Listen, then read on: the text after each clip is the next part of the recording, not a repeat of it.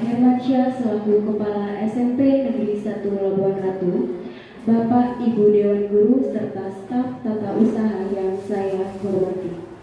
Alhamdulillahirabbil alamin. Assalatu wassalamu ala asrofil anbiya'i wa mursalin wa ala alihi washabihi ajmain.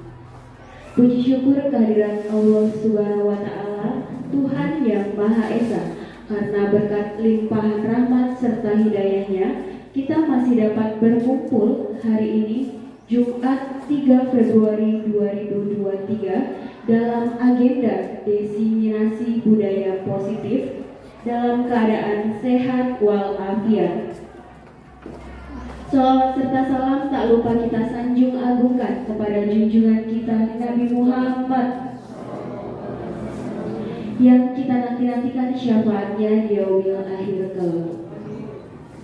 Bapak Ibu yang saya hormati, perkenankanlah saya selaku pembawa acara untuk memandu acara pada pagi hari ini.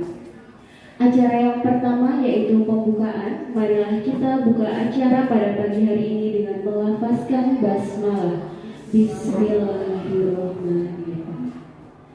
Acara yang selanjutnya yaitu menyanyikan lagu Indonesia Raya dan Mars Lampung Timur. Kepada Bapak Ibu dimohon untuk berdiri.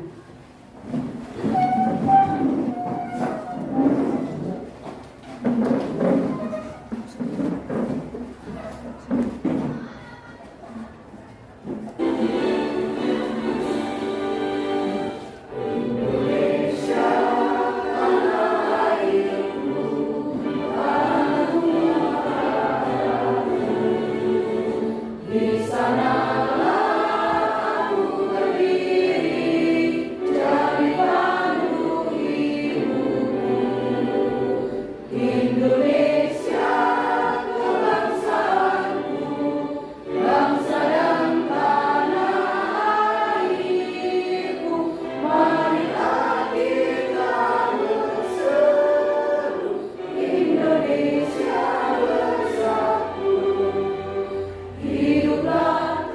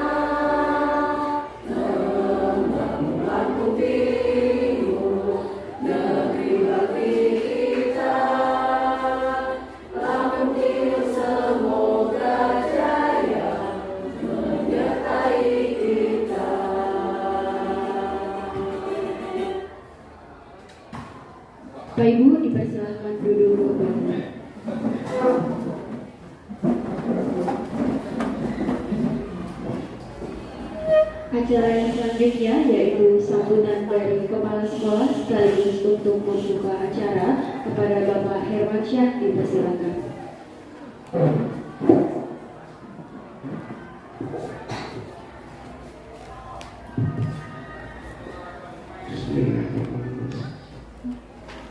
Assalamualaikum warahmatullahi wabarakatuh. Selamat pagi dan salam sejahtera bagi non-Muslim. Alhamdulillah, alhamdulillah, wassallallahu. Asyhadu an la ilaha illallah wa asyhadu anna Muhammadar Rasulullah. Allahumma sholli ala sayyidina Muhammad wa ala ali sayyidina Muhammad. Amma ba'du. Pada tanggal 3 Januari 2023 Februari, alhamdulillah kita bisa berkumpul dalam acara aksi nyata modul 1.4 diseminasi budaya positif. Bapak Ibu, dalam rangka program pemerintah mengenai guru penggerak, alhamdulillah di SMP kita sudah ada salah satu teman kita, yaitu Ibu Pitasari SPD, bidang studi bahasa Indonesia. Alhamdulillah bisa lolos menjadi guru penggerak angkatan 7 tahun 2022.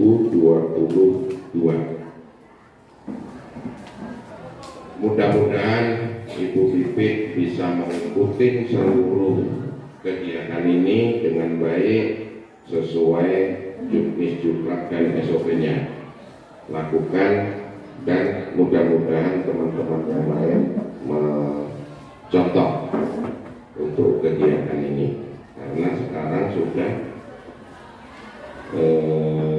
generasi yang ke-9, ya 9. Sholawat dan salam mudah-mudahan selalu kita curahkan pada junjungan Nabi besar kita, Nabi Muhammad SAW, yang insya Allah kita nantikan syafaatnya di yaumil kiamat. Amin ya rabbal alamin. Bapak Ibu, kegiatan diseminasi budaya positif ini merupakan salah satu program yang harus dilaksanakan oleh guru penggerak bagi yang lolos. Ini merupakan aksi nyata yang benar-benar dilakukan oleh guru penggerak kita, yaitu Ibu Pitasari. Mari kita, sebelum saya lanjut, kita berikan surprise kepada Bu Pipit. Kita kasih tepuk tangan dulu.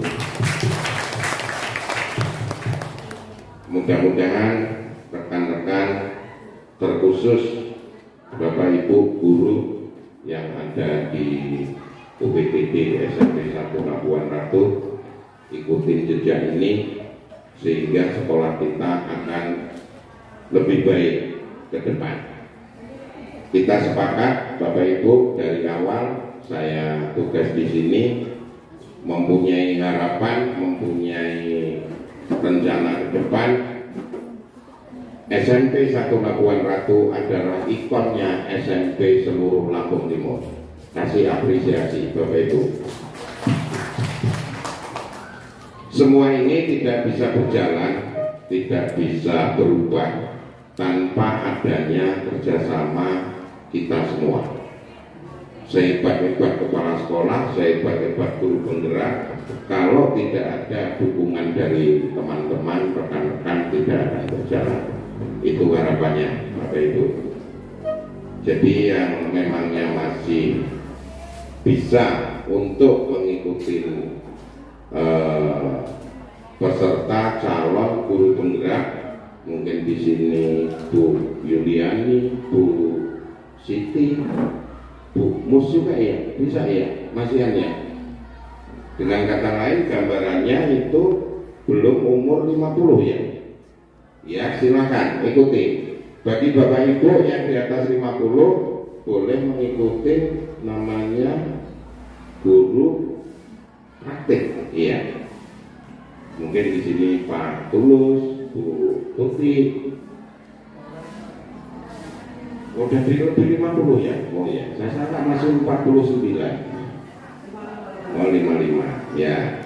Mudah-mudahan yang masih muda. Oh Pak Sastio di sini, Pak Burhan, silakan Pak ikutin guru penggerak.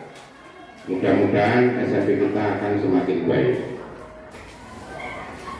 Nah, untuk acara ini Bapak Ibu nanti namanya praktek nyata, sehingga Bu Pipita Sari selaku yang lolos guru penggerak akan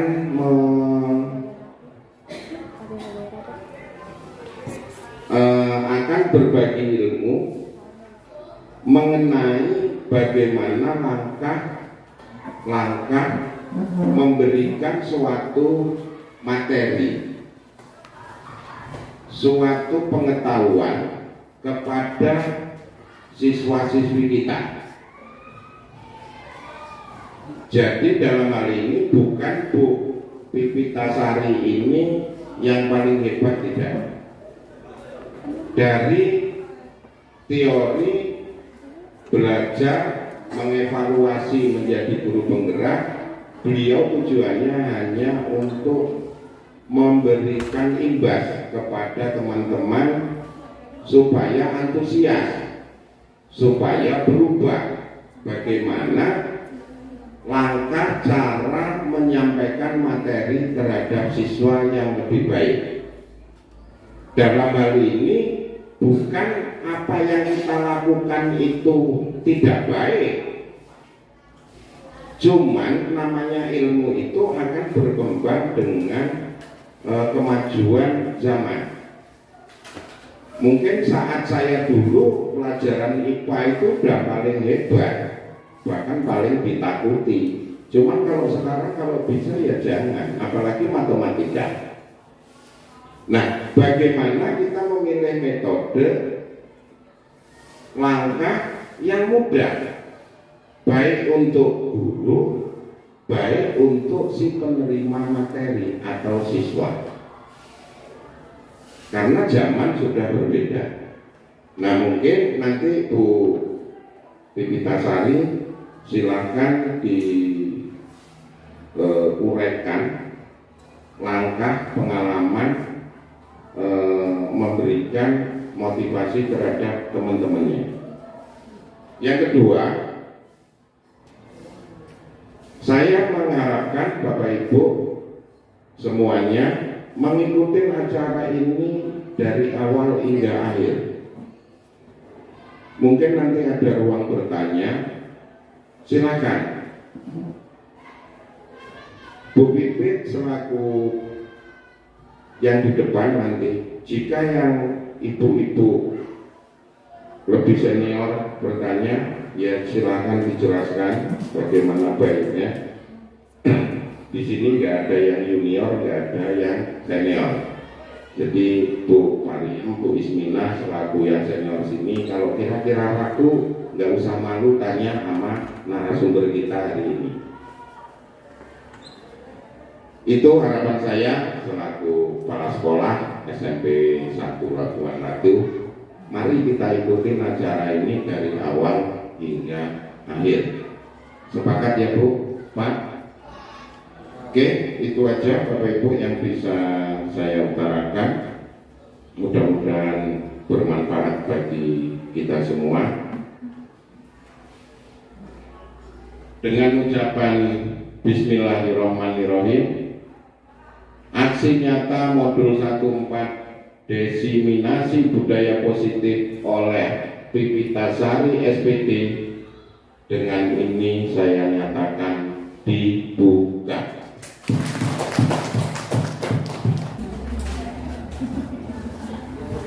Baik, Bapak Ibu, itu tadi sambutan Kepala Sekolah sekaligus membuka acara diseminasi budaya positif.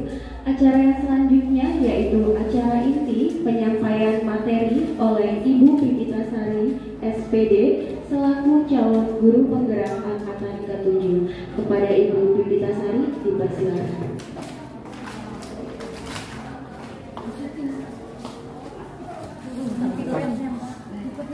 Bismillahirrahmanirrahim. Assalamualaikum warahmatullahi wabarakatuh. Salam sejahtera bagi kita semua. Tabiun.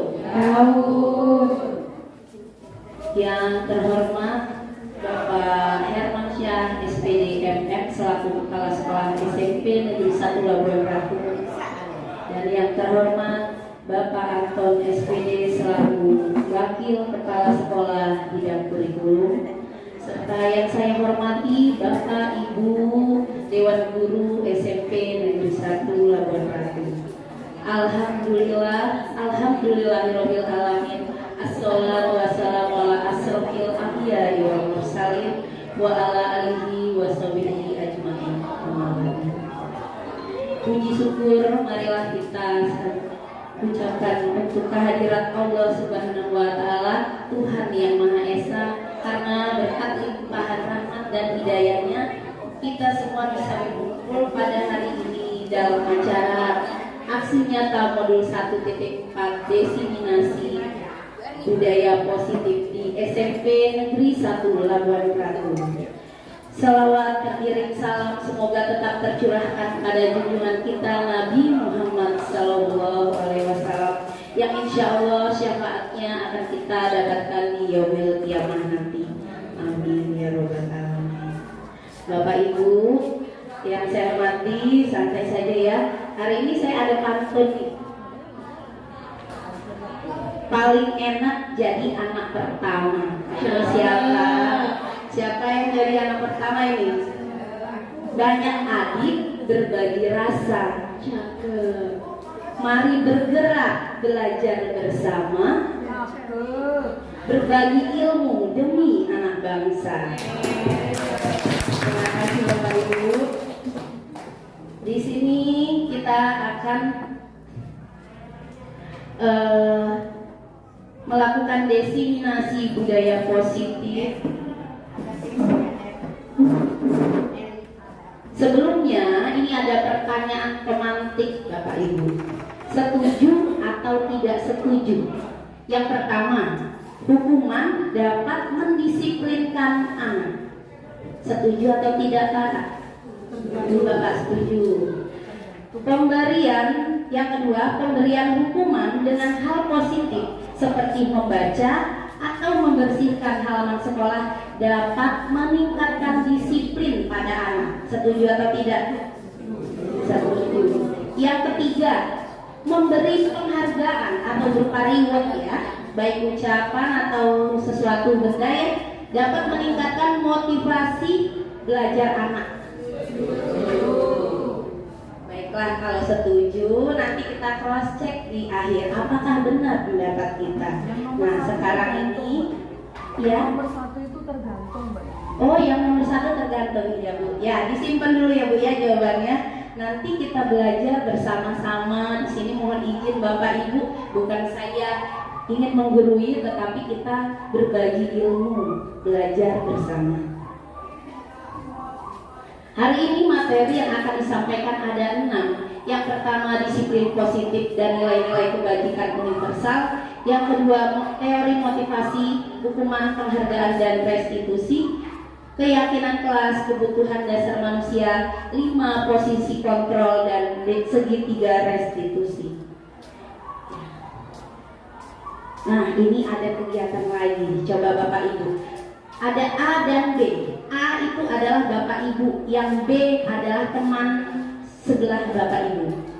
Nah, yang bisa dilakukan, sobeklah kertas kecil, tuliskan benda atau sesuatu yang sangat berharga untuk Anda. Yang berharga nih buat saya apa? Saya tulis, cacanya ditulis digenggam.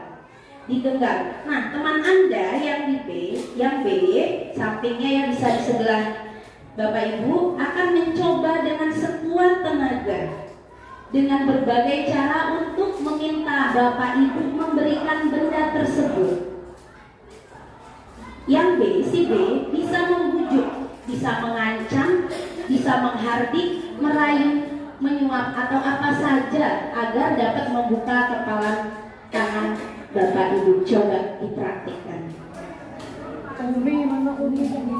Tulis, diceceknya ditulis di genggaman Bapak Ibu, itu hal yang sangat berharga. Terus sebelahnya disuruh bisa merayu, bisa mengancam agar kita membuka. Coba Pak Burhan sama Pak Tulus gimana? Coba Pak Burhan bisa nggak merayu Pak Tulus? Bisa nggak? Bisa? Dirayu. Siapa yang? Iya. Ada? Ya. Coba siapa yang bisa yang akhirnya membuka tangannya? Coba. Kalau yang tidak membuka. Bu Siti bisa membuka? Bisa dibuka tidak? Bu Iskina? Ya rata-rata sepertinya tidak mau membuka ya. Ya kita lihat berikutnya. Sebenarnya kegiatan yang tadi kita lakukan adalah perubahan paradigma teori kontrol atau teori pilihan, yaitu ilusi kontrol. Yang pertama, ilusi guru mengontrol murid, seperti halnya tadi ya, yang menggenggam anak seandainya. Terus yang merayu itu gurunya, ternyata tidak bisa. Berarti ilusi guru mengontrol murid pada dasarnya kita dapat memaksa murid untuk berbuat sesuatu jikalau murid tersebut memilih untuk tidak melakukannya. Walaupun tampaknya guru sedang mengontrol murid, tetapi yang terjadi karena murid sedang mengizinkan dirinya dikontrol, dia mau melepaskan. Saat itu bentuk kontrol guru menjadi kebutuhan dasar yang dipilih murid tersebut. Teori kontrol ini menyatakan bahwa semua perilaku memiliki tujuan, bahkan terhadap perilaku yang tidak disukai. Coba kita lihat yang kedua, ilusi bahwa kritik membuat orang merasa bersalah dan menguatkan karakter. Biasanya kita kalau dikritik orang itu biasanya dia karakternya kuat, jadi lebih tangguh lagi, padahal itu sebenarnya hanya ilusi. Yang ketiga, ilusi bahwa penguatan positif, efektif dan bermanfaat. Contohnya yang tadi, ketika kita memberikan hukuman dengan cara disuruh menyapu, membersihkan, nah tampaknya bermanfaat, tetapi sebenarnya tidak. Nah, untuk dalam jangka waktu tertentu di sini, kemudian murid tersebut akan menyadarinya dan coba untuk menolak bujukan kita, atau bisa jadi murid tersebut menjadi tergantung pada sang guru untuk berusaha. Terus yang selanjutnya, ilusi bahwa orang dewasa memiliki hak untuk memaksa, padahal tidak. Nah, di sini sebenarnya yang mengontrol diri kita yang mengontrol kita tadi adalah diri kita sendiri, bukan orang lain. Hukuman atau penghargaan atau yang lainnya ya. Di sini kita akan belajar disiplin positif, karena disiplin positif akan membentuk budaya positif di sekolah ini. Yang pertama, disiplin artinya yang berasal dari bahasa Latin disciplina ya, yang artinya belajar. Disiplin di positif itu ada kaitannya dengan disiplin diri, yaitu proses belajar membuat orang menggali potensi menuju sebuah tujuan apa yang dia hargai. Berarti belajar menggali motivasi dari dalam. Pada praktiknya kita biasanya menghubungkan kata disiplin dengan ketidaknyamanan ya Bapak Ibu. Kamu harus disiplin, kamu harus taat aturan, harus tertib, harus patuh pada peraturan. Nah, biasanya juga disiplin dihubungkan dengan hukuman, padahal itu bukan disiplin. Disiplin positif itu ada kaitannya dengan nilai-nilai kebajikan universal. Nilai-nilai kebajikan universal adalah sifat-sifat positif manusia yang merupakan tujuan mulia yang ingin dicapai setiap individu. Nilai-nilai tersebut bersifat universal. Mengapa universal? Universal karena lintas bahasa, lintas agama, suku, dan latar belakang manusia. Nah, dengan mengaitkan nilai kebajikan yang diyakini seseorang, maka motivasi intrinsiknya dari dalam akan terbangun, sehingga menggerakkan motivasi dari dalam untuk mencapai tujuan mulia yang diinginkan. Nah, ini ada nilai-nilai kebajikan yang ingin dicapai oleh setiap anak, itu kita kenal dengan profil pelajar Pancasila yang terdiri dari 6 elemen. Yang pertama, beriman, bertakwa kepada Tuhan Yang Maha Esa dan berakhlak mulia. Yang kedua, mandiri, bernalar kritis, berkebinekaan global, bergotong royong, dan kreatif. Tadi kita mempelajari disiplin sehingga bisa menimbulkan, menciptakan motivasi. Ini kita akan belajar teori motivasi, hukuman, dan penghargaan serta restitusi. Coba lihat Bapak Ibu, pada dasarnya semua manusia itu punya motivasi ketika melakukan sesuatu. Ya tidak Bapak Ibu? Iya. Yang pertama, biasanya motivasi itu ada yang internal, ada yang eksternal. Ya, yang eksternal itu dari luar. Biasanya orang melakukan sesuatu patuh untuk menghindari ketidaknyamanan atau hukuman. Contoh, anak mengerjakan PR, terkadang dia karena takut dihukum oleh gurunya. Itu berupa motivasi eksternal. Terus yang kedua, untuk mendapatkan imbalan atau pujian dari orang lain, itu juga merupakan motivasi eksternal. Dan yang paling bagus adalah munculnya motivasi internal dari dalam diri anak, yaitu untuk menghargai dirinya sendiri. Terus kita refleksi, motivasi manakah yang saat ini paling banyak mendasari perilaku murid-murid kita di sekolah Bapak Ibu? Yang eksternal, iya. Yang eksternal, iya. Karena butuh proses untuk membentuk motivasi internal di murid. Sedangkan kata beliau Bapak pendidikan kita Ki Hajar Dewantara, karena motivasi internal itu harus dengan rasa merdeka. Merdeka itu tidak hanya terlepas dari perintah, akan tetapi juga cakap untuk memerintah dirinya sendiri. Kita lihat hukuman dan penghargaan. Hukuman dan reward ternyata sama. Karena hukuman dan reward atau penghargaan itu meminta orang lain, membujuk orang lain melakukan sesuatu sesuai dengan tujuan tertentu dari orang yang meminta membujuk. Dorongan ini bersifat eksternal dan akan menimbulkan faktor ketergantungan pada seseorang. Nah, ini hukuman dan konsekuensi. Coba kita lihat di sini. Coba Bapak Ibu, ini termasuk hukuman atau konsekuensi yang pertama. Di anak disuruh mencatat 100 kali di dalam buku kalimat, saya tidak akan terlambat lagi, karena dia terlambat ke sekolah. Hukuman atau konsekuensi Bapak Ibu? Hukuman. Yang kedua, lari mengelilingi lapangan basket 2 kali karena terlambat hadir di sekolah. Hukuman. Yang ketiga, murid diminta untuk push up 15 kali karena tidak menggunakan masker di sekolah. Hukuman. Mengganti kertas tugas teman dengan teman yang telah dicoret-coret. Konsekuensi. Selanjutnya, membersihkan tumpahan air di meja tulis karena tersenggol pada saat belajar. Konsekuensi.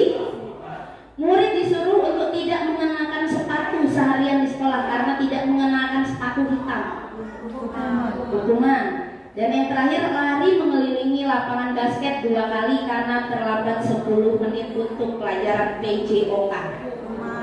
Hukuman. Oke, kalau seperti itu kita lihat jawaban yang benar. Ada yang salah? Iya, yang lari mengelilingi lapangan basket 2 kali karena terlambat 10 menit pada pelajaran PJOK itu konsekuensi karena dia masih ada kaitannya dengan pembelajaran. Kita lihat perbedaan hukuman dan konsekuensi. Hukuman biasanya akan menyakitkan, ya, biasanya. Terus yang konsekuensi sesuatu itu harus terjadi. Terus hukuman membuat anak sakit fisik maupun psikis untuk jangka waktu yang lama. Ternyata dampaknya luar biasa. Terus yang bedanya dengan konsekuensi membuat anak merasa tidak nyaman, tetapi dalam waktu yang pendek, tidak berlangsung lama. Terus yang hukuman, anak jadi membenci kedisiplinan. Sedangkan konsekuensi, anak bisa menghargai disiplin. Terus kalau hukuman itu dipaksa, kalau konsekuensi itu stimulus atau tanggapan. Mendorong anak menyakiti diri sendiri dan yang lain-lain ya. Di situ bisa dibaca ibu bapak. Ternyata berbeda hukuman dan konsekuensi. Nah, ini ada lagi restitusi. Ini tingkatannya lebih tinggi daripada konsekuensi. Karena restitusi adalah proses menciptakan kondisi bagi murid untuk memperbaiki kesalahan mereka, sehingga mereka bisa kembali pada kelompok mereka dengan karakter yang kuat. Jadi ketika anak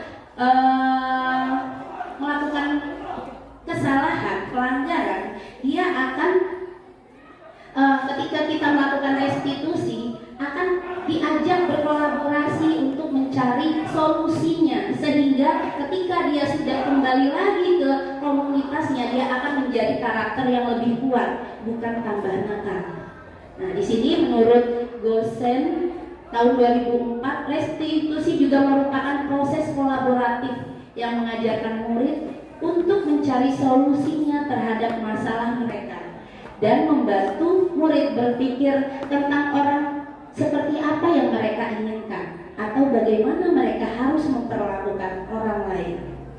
Kita lihat di sini ya Bapak Ibu, ada hukuman, konsekuensi, dan restitusi. Kalau hukuman itu merupakan identitas gagal, kalau konsekuensi dan restitusi identitas sukses menuju disiplin. Kita lihat di situ salah satunya hukuman sesuatu yang menyakitkan harus terjadi. Kalau konsekuensi sesuatu harus terjadi. Kalau restitusi merupakan pilihan. Anak diajak memilih, mencari solusinya. Kita lihat lagi. Nah, ketika restitusi kita lakukan, kita mengaitkannya dengan keyakinan kelas. Sebenarnya ini seharusnya kita lakukan di awal semester atau ketika kita mau memulai pembelajaran di kelas. Nah, ketika kita mau mulai belajar, anak-anak kita suruh menuliskan kata-kata positif yang harus mereka lakukan ketika kita belajar atau ketika ada sebagai murid di kelas tersebut. Contohnya, anak menulis selalu kembalikan buku ke tempatnya. Beda-beda ya, setiap murid itu menuliskan kata-kata positif yang berbeda-beda. Itu termasuk keyakinan kelas tanggung jawab. Terus anak menulis lagi, dilarang mengganggu orang lain karena biasanya teman-temannya usir. Terus keyakinan kelasnya itu termasuk menghormati orang lain. Terus yang selanjutnya, bila hadir di sekolah 15 menit sebelum pembelajaran dimulai, itu masuk ke dalam keyakinan kelas menghormati orang lain atau berkomitmen. Ini kegiatan menyusun keyakinan kelas yang sudah saya terapkan di kelas 8. Izin sebentar Bapak Ibu. Ini di situ anak-anak menuliskan pemikiran mereka dan menempelnya. Berarti kalau satu kelas 34 anak, berarti ada 34 keyakinan kelas yang mereka tulis dan kita tempel menjadi kesepakatan kelas yang akan kita patuhi bersama selama proses pembelajaran. Nah, pada topik berikutnya yaitu kebutuhan dasar manusia. Pada dasarnya, seperti yang saya katakan tadi, setiap manusia itu ketika melakukan sesuatu sebenarnya itu adalah untuk memenuhi kebutuhan dasar mereka. Nah, kebutuhan dasar manusia itu ada 5. Yang pertama, bertahan hidup, kasih sayang dan rasa diterima, penguasaan, kebebasan dan kesenangan. Kita lihat di sini penjabarannya. Untuk kebutuhan bertahan hidup itu makan atau minum, bersifat fisik ya, kesehatan, rumah, kebutuhan biologis, keamanan. Kalau penguasaan itu kebutuhan akan atas kemampuannya, dan kebebasan itu kebutuhan akan menentukan sebuah pilihan. Dan yang keempat, kebutuhan dasar untuk kesenangan, yaitu kebutuhan untuk merasa senang. Dan kasih sayang, rasa diterima, ini adalah kebutuhan ketika ia berada dalam keluarga, teman, atau lingkungan sekolahnya. Nah, ini ada kasus yang waktu itu sedang terjadi ya di sekolah kita. Bu Pipit, wali kelas 83 sedang bingung menghadapi ulah salah satu murid di kelasnya, Dekamada. Beberapa anak telah datang dan mengeluhkan Dekamada yang sering kali meminta bekal makan siang mereka dengan paksa.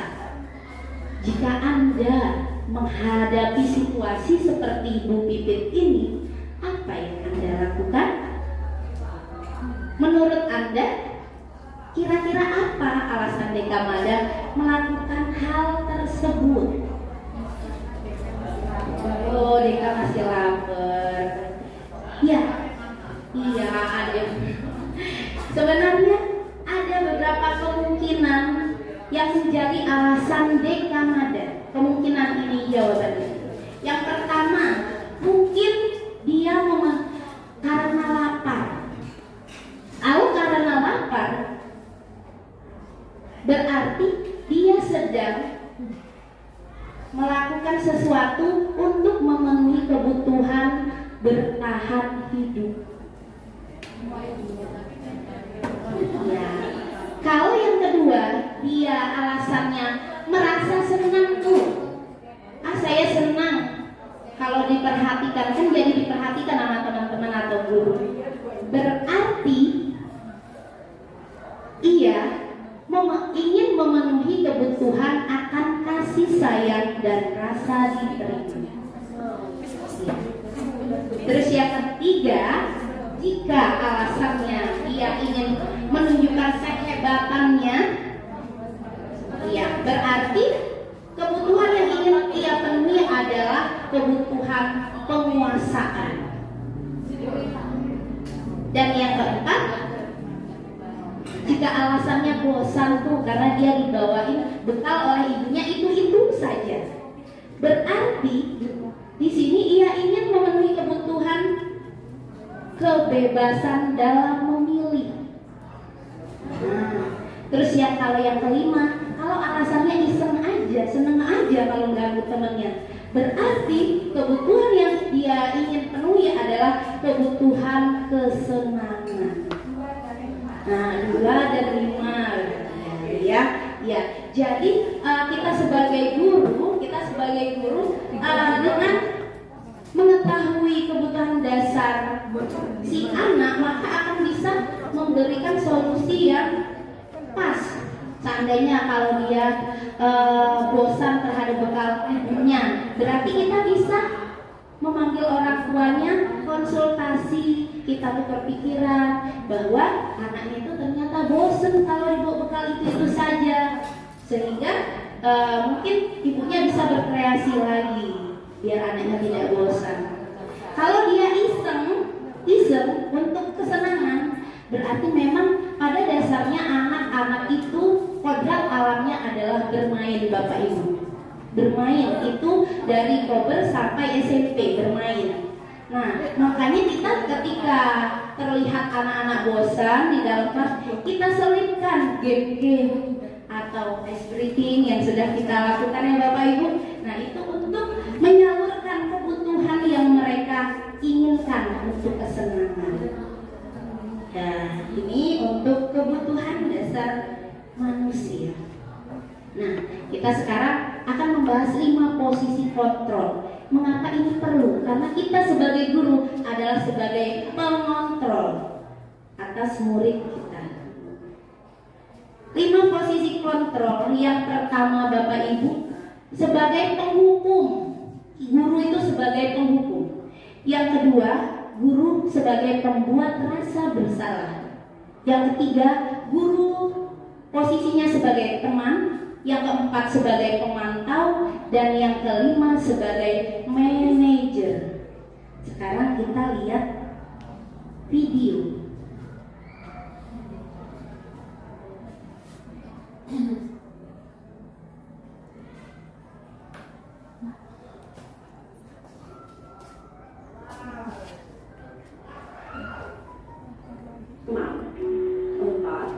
Kita tonton dulu ya Bapak Ibu. Dan 5 posisi manajer. Untuk lebih memahami kelima posisi tersebut, mari kita saksikan kasus Nathan yang terlambat hadir 20 menit di sekolah dan melihat bagaimana kelima posisi kontrol dalam menghadapi masalah tersebut.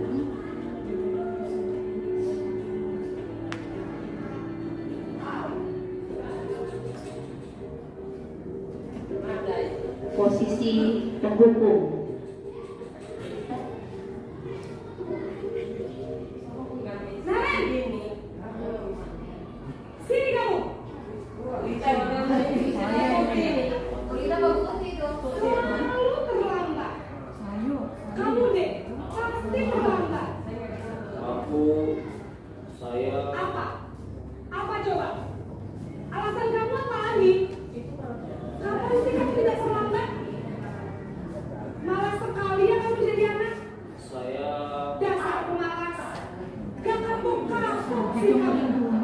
Sudah berapa kali terlambat? Sana, kamu pilih lapangan basket 2 kali. Kenapa? Kamu lawan ibu. Berani-beraninya jawab. Sudah terlambat, masih berani jawab pula. Sekarang, keliling lapangan basket 5 kali sekalian. Biar kapok. Cepat. Pergi sana ke lapangan basket. Posisi penghukum biasanya akan bicara dengan nada tinggi, menghakim, menunjuk-nunjuk, menyakiti, dan menyindir. Hukuman bisa berupa fisik maupun psikis. Ibu dan bapak guru hebat. Dampak yang terjadi pada murid ketika guru berada pada posisi penghukum adalah murid cenderung akan memberontak, bahkan menyimpan dendam.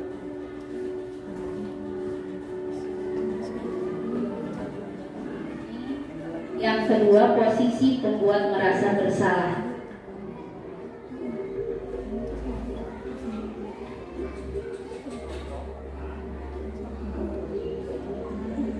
Naren!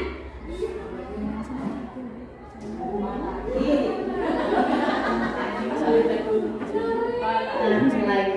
Kamu kenapa terlambat lagi, Nak?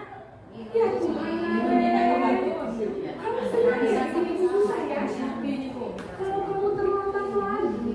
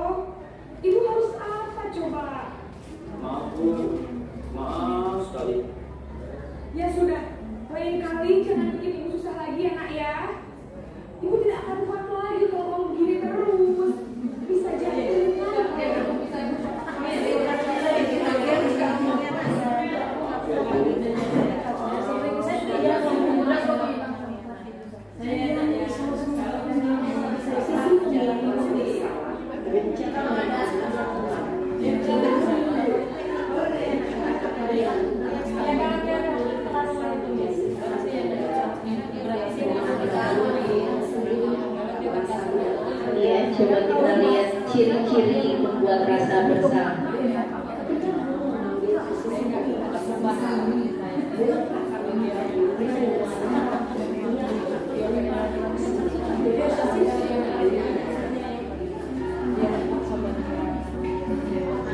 Ketiga, posisi teman. Kita lihat perbedaannya ya.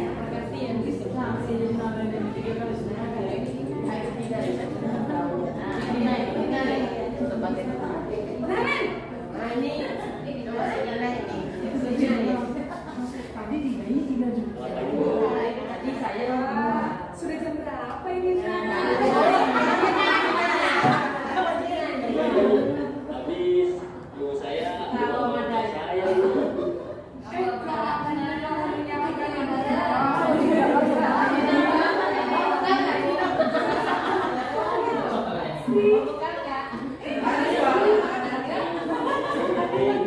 jadi gak bisa lari kencang, tetap gak kekejar bu.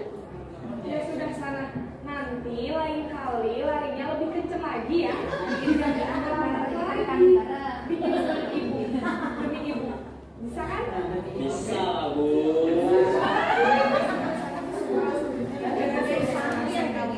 Santi ya, ada saja. Boleh jadi tinggalan hujan.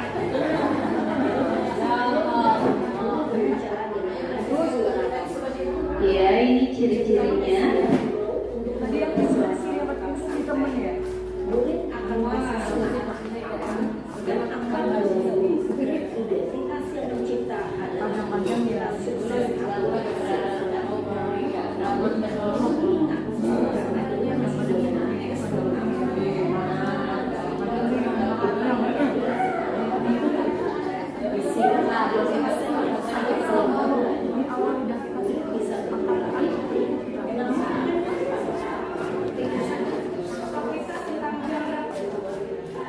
Ini yang sebagai manajer ya, pemantau dulu.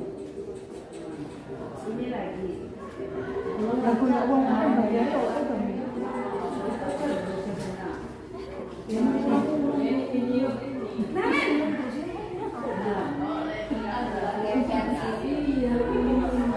Lagi bu.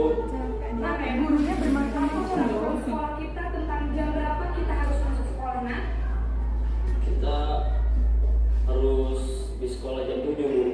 Iya betul. Sekarang sudah jam 7.20. Kalian sudah tahu konsekuensinya jika terlambat hadir. Paham bu. Saya harus tinggal kelas pas jam istirahat selama 20 menit. Iya benar. Konsekuensinya demikian. Jadi nanti jam 9.30 pas istirahat, kamu harus tinggal di kelas, kerjakan tugas tambahan untuk ketertinggalan kamu, ya? Baik bu. posisi pemantau adalah pemantauan atau data untuk mengajukan murid keluar mengarahkan listrik berdasarkan standar dan seorang pemantau menunjukkan bahasa tubuh dan ekspresi wajah yang tepat dan Soboknya dari belakang. Posisi yang terakhir, posisi manajer.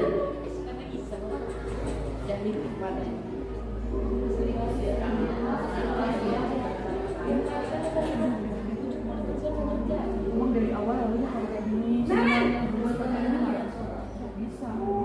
Yang satu begini, satu begitu. Selamat pagi bu. Selamat pagi Karen. Maaf bu. Saya terlambat. Harusnya jam 7, sekarang sudah jam 7.20. Jadi sekarang bagaimana ini Karen? Maaf bu. Saya lupa tahu saya semalam. Baiklah, menurut kamu, keyakinan sekolah yang mana yang perlu kamu tingkatkan? Menghargai diri sendiri dan orang lain mungkin ya bu. Setuju. Jadi, apakah kalian meyakini prinsip saling menghormati tersebut? Iya bu. Saya meyakininya. Apakah kalian bersedia memperbaiki masalah keterlambatan ini? Bersedia bu. Bagaimana kalau kami memperbaiki masalah keterlambatan ini? Saya akan coba untuk tidak lupa menyetel alarm saya bu. Baik, kalau kalian lupa menyetel alarm di rumah, ada orang yang kira-kira bisa bantu mengingatkan tidak?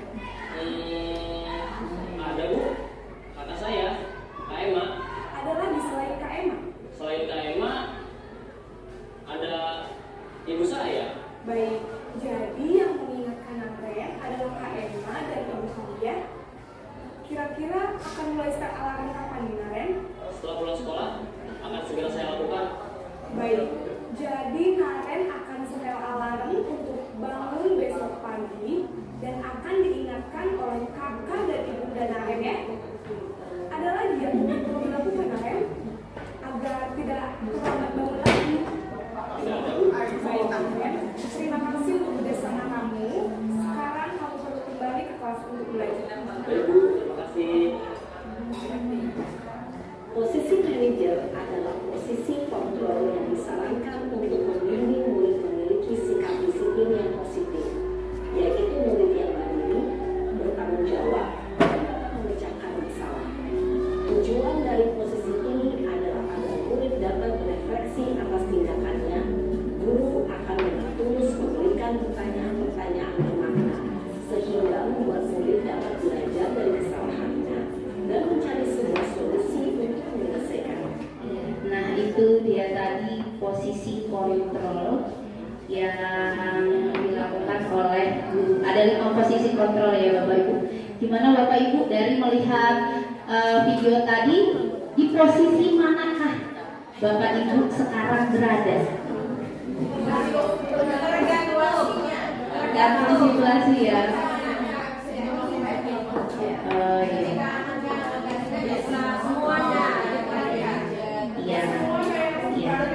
Ya, makanya manusia itu kan punya emosi yang naik turun ya. Jadi kita di sini sebagai guru terus berusaha belajar agar kita selalu bisa ada di dalam posisi manajer. Kita usahakan sama-sama belajar karena sebagai penghukum rasa membuat rasa bersalah, teman dan lain-lain ternyata itu tidak efektif bagi. Nah, dari penjelasan ini mungkin ada dari Bapak Ibu yang ingin bertanya. Oh ya, silakan Bu Yuliana. Yuliana.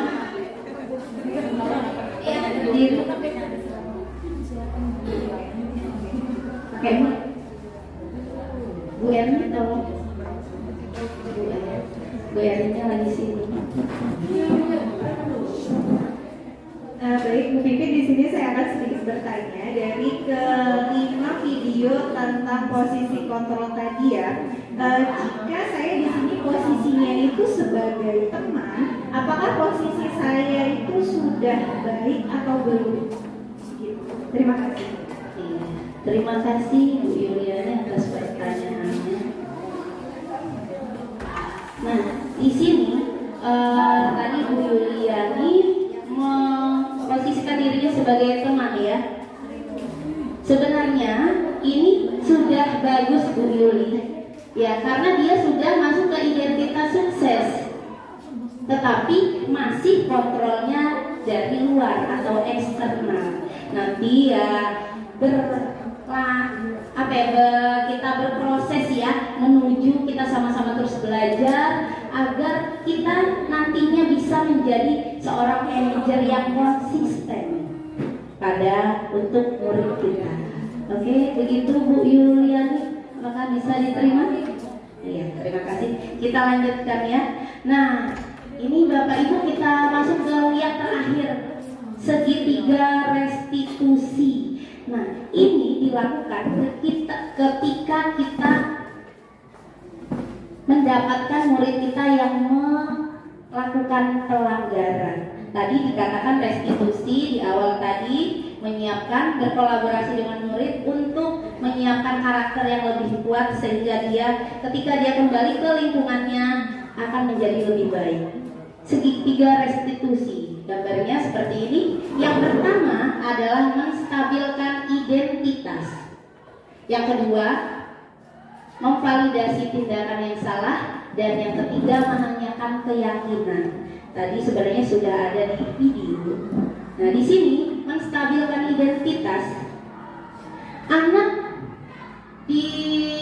dituntut untuk membuat merubah rasa merasa bersalahnya atau merasa gagalnya untuk menjadi positif terhadap dirinya. Contoh biasanya kita menggunakan kata-kata nggak apa-apa, salah itu manusiawi, atau tidak ada yang manusia yang sempurna. Jadi biar emosi identitasnya stabil dulu, baru kita bisa ke tahap yang berikutnya, yaitu validasi kebutuhan. Tadi ada 5 kebutuhan dasar, kita cari tahu kebutuhan dasar apa yang ingin dia penuhi. Nah, membantu murid mengenali kebutuhan dasar yang ingin dia penuhi ketika melakukan kesalahan itu.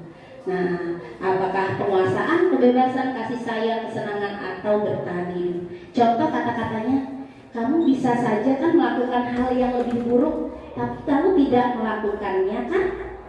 Kamu pasti punya alasan untuk melakukannya. Terus atau apa yang penting bagi kamu? Atau kamu boleh tetap berusaha menjaga sikap itu, tapi tambahkan sikap yang lain yang baru. Mungkin itu. Terus yang ketiga, yang terakhir, menanyakan keyakinan. Nah, di sini anak diajak melihat kesalahannya yang dihubungkan dengan norma sosial dan nilai-nilai yang mendasari manusia berinteraksi dengan orang lain. Contoh kata-katanya, apa nilai yang kita percaya di sekolah kita tadi ini? Nilai universal apa yang telah kita sepakati? Atau kelas ideal itu seperti apa sih? Kita ada video lagi sedikit.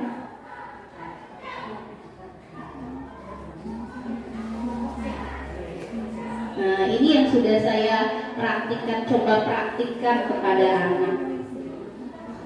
Segitiga restitusi kepada anak 86. Mungkin karena saya suaranya kecil ya. Yang pertama dilakukan adalah menstabilkan identitas dulu. Jadi biar stabil dulu. Tidak terdengar ya suara.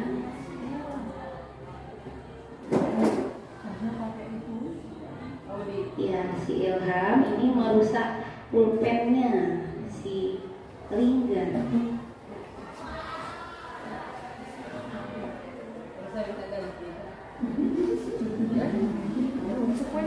Nah, yang kedua, validasi tindakan yang salah. Jadi ketika posisi anak sudah stabil, kita baru bisa menunjukkan bahwa kamu itu salah. Jadi dia menerimanya karena sudah posisinya stabil.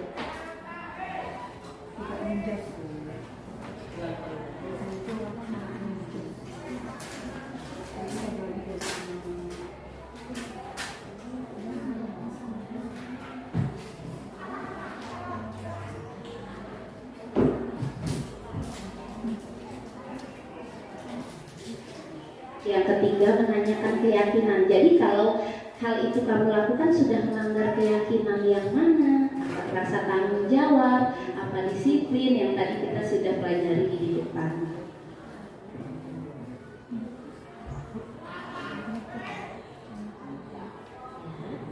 Anak diajak, dituntun untuk mencari solusi terhadap masalahnya sendiri. Jadi bukan kita yang memberikan solusinya tanpa mereka setujui atau tidak. Jadi seperti itu.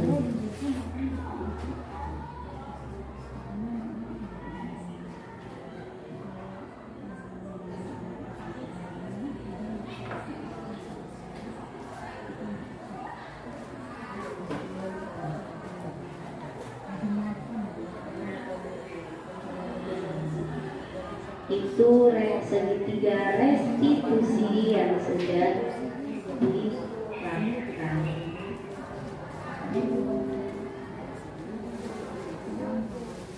Selanjutnya, nah tadi kan kita sudah melihat video mau pelajari ke-6 tema atau topik ya, dari 1 sampai 6.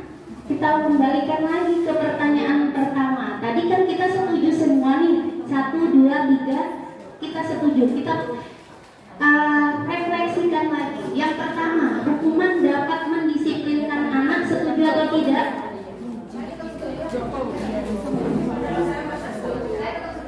Iya. Tetap iya. Mungkin di sini iya.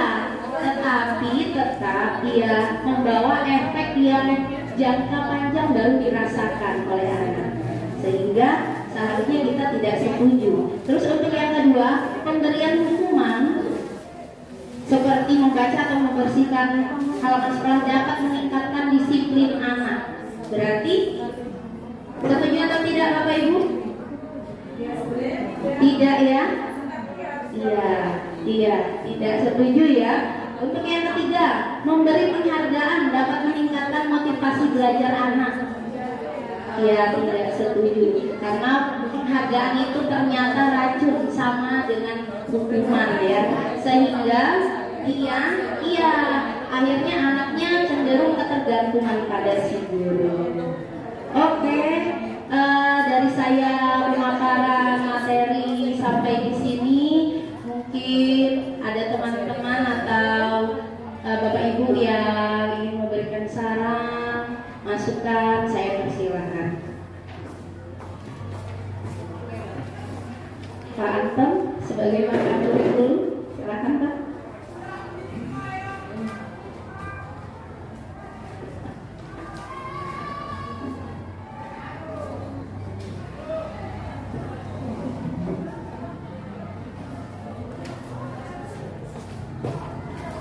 Baiklah, terima kasih. Ya, sekali lagi kita kasih plus untuk memberikan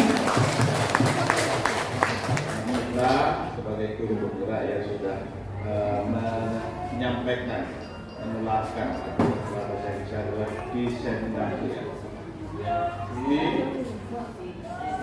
Diseminasi, menularkan, membagikan, ya, yaitu nilai budaya positif, ya, budaya positif. Sebenarnya kita mengalami hal ini tidak hanya di sekolah saja. Kita diperhadapkan dengan orang banyak, baik di masyarakat atau keluarga juga. Kita menemukan hal yang mirip-mirip seperti ini, ya, kondisi seperti ini. Kecenderungan orang itu ya banyak sekali. Nomor satu itu memang cenderung kita itu menjudge, menghukum bawaan manusia dari sononya itu cenderung menilai buruk orang. Ya, dari sini kita sudah dibuatkan bagaimana sebenarnya yang terbaik itu, ya, kita sebagai partner atau menjadi teman, ya. Kalau anak otomatis kita berhubungan dengan kita, tapi kalau orang lain, ya, itu kan kita nggak punya kuasa atas orang tersebut, ya, kita nggak punya hak untuk menjudge orang lain, manusia lain. Kalau minta tolong bagi kita, ya, mungkin bisa kita tolong kalau di luar. Ya. Tapi kalau tidak, itu urusan masing-masing yang dari motivasi yang dimiliki oleh setiap manusia itu memang sendiri-sendiri, dan semua akan kembali pada ujungnya tanggung jawab di hadapan Tuhan juga sendiri-sendiri. Ya, jadi ini luar biasa bagaimana budaya positif yang sudah dibagikan oleh UPP sehingga memotivasi kita ketika kita menghadapi suatu persoalan. Jadi ya, kita ngerem diri untuk memperkatakan sesuatu yang bersifat hukuman, ya, walaupun kadang-kadang sesuatu itu tidak bisa kita hindarkan, ya, nggak bisa kita hindarkan dalam hal tertentu. Kalau tidak ada hukuman, ya, anak juga nggak jalan, gitu, ya. Karena karakter anak itu memang berbeda-beda. Ada anak tertentu belum ngomong saja, ya, guru belum ngomong sudah datang, dia sudah merasa bersalah. Saya memang salah, begitu. Saya memang salah, Pak. Memang dalam beberapa hal, mana situasi mana yang paling efektif, ya, tetapi paling tidak yang disampaikan oleh Bu Pipit itu sudah memberi wawasan secara global. Oh, ini hal yang sudah secara sistematis bisa kita lakukan untuk menghadapi anak maupun teman-teman kita juga, ya, karena kita juga, ya, sebenarnya seringkali berbenturan juga. Tapi ketika kita ngerem juga, ya, ternyata itu bisa menyelesaikan persoalan antar kita. Ya walaupun kita sudah Pak Ibu sudah dewasa, ya kadang-kadang kita bisa terperucut perkataan-perkataan yang menghakimi itu. Terima kasih sekali, saya kira itu yang bisa saya sampaikan kepada Bu Pipit. Ya, terima kasih. Baiklah, ya, Bapak Ibu sekalian, untuk sesi yang pertama yang disampaikan oleh Bu Pipit sudah cukup. Kita melanjutkan untuk sesi yang kedua. Ya, saya kira kita akhiri dulu. Ya, untuk sesi yang pertama, ya, dengan memohon izin Tuhan Yang Maha Kuasa, kita akhiri sesi yang pertama ini.